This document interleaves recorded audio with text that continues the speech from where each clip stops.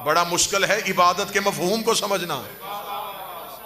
अगर हम अल्लाह की तरफ करीब होना चाह रहे हैं तो फिर अल्लाह की सिमत नहीं है। अगर अल्लाह की तरफ करीब होना चाह रहे हैं, अल्लाह फासलों में नहीं है। फिर अगर हम अल्लाह की तरफ करीब होना चाह रहे हैं तो अगर अल्लाह की कोई तरफ नहीं मिल रही तो कम से कम अल्लाह का कोई तरफदार ही ढूंढ लो। कोई ऐसा तरफदार हो जो तुम्हें अल्लाह तक पहुंचा दे।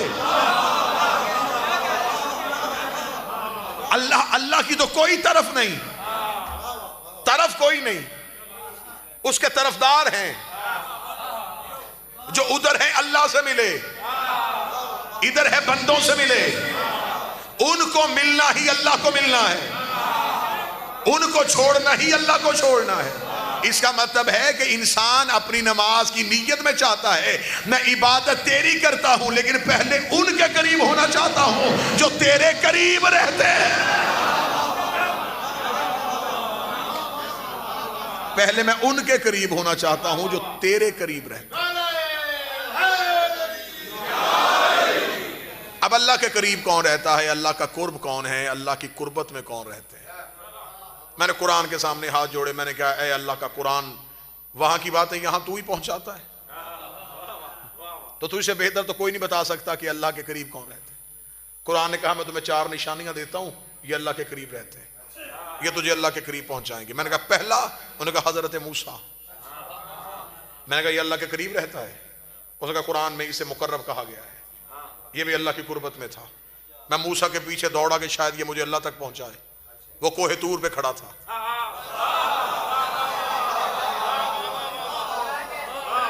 मैंने हजरत मूसा को कोहे तूर पे देखा, मैंने कहा ए कलीमुल्लाह, मैं तो तेरी तरफ आया था, तू मुझे अल्लाह की तरफ लेके जाए, तू तो खुद यहां खड़ा है। मूसा ने कहा मिलता हूं उससे लेकिन किसी तरफदार की वजह से।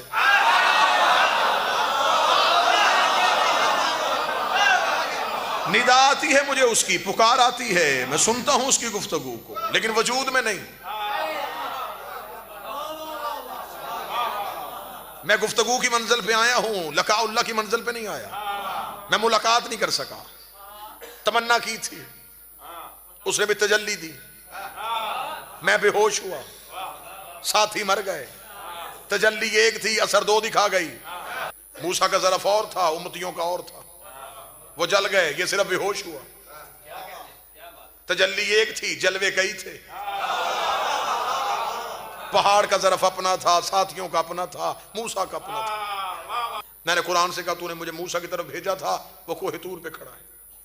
इससे भी कोई आगे गया, उसने कहा हाँ एक गया है, मरियम का बेटा, बतूल का बेटा था। मैं हज़रत ईसा के पीछे दौड़ा, मैंने कहा ऐ मरियम ज़ादा, ऐ बतूल का बेटा, अल्लाह के करीब कर। उसने कहा कैसे करीब करूं, मैं तो खुद चौथे पे खड़ा हूं। मैंने कहा मुझे तो कुरान ने कहा था तो करीब होने की गर्ज से गया था। उसने कहा चाहता मैं भी था मैं उसके कुर्ब में पहुंचूं। उसने कहा तू भी इंतजार कर, मैं भी इंतजार करने वालों में। मुझे उसने चौथे आसमान पे रोक दिया। मैंने कहा तू चौथे आसमान पे रुक गया, तूने यहां से कोई आगे जाता देखा? उसने कहा हाँ मैंने रोज गुजरते हुए देखता हूं जबरील को, वो वहां से यहां आता है, यहां से वहां जाता है, तो जबरील का पल्लू पकड़, जबरील तुझे अल्लाह के कुर्ब में ले जाएगा। मूसा ने वापस भेज दिया था, ईसा ने रुख बदल दिया था, मैं जबरील के दरवाजे पे पहुंचा। मैंने कहा ए अली का शकीर, तू भी अली के दरवाजे पे आता है, मैं भी अली के दरवाजे पे झुकता हूँ। तू हसनैन का दर्जी है, मैं हसनैन का मातमी हूँ। तू बतूल का नौकर है, मैं भी बतूल के दरवाजे पे सजदा करता हूँ। तू मुझे अल्लाह के करीब करेगा। लाहौर वालों, मैं जबरील के पीछे दौड़ा, जबरील सिदरतुल मुंतहा पे खड़ा कांप रहा था। मैंने जबरील को कांपते हुए देखा। मैंने कहा कोई तुझसे भी आगे गया है? उसने कहा मैं रुक गया था, मोहम्मद जूती पहन के चला गया। नालेने मुस्तफा चली गई है कुर्बे परवरदिगार में। इसका मतलब है अल्लाह के कुर्ब के लिए इनमें से किसी एक के साथ होना जरूरी है।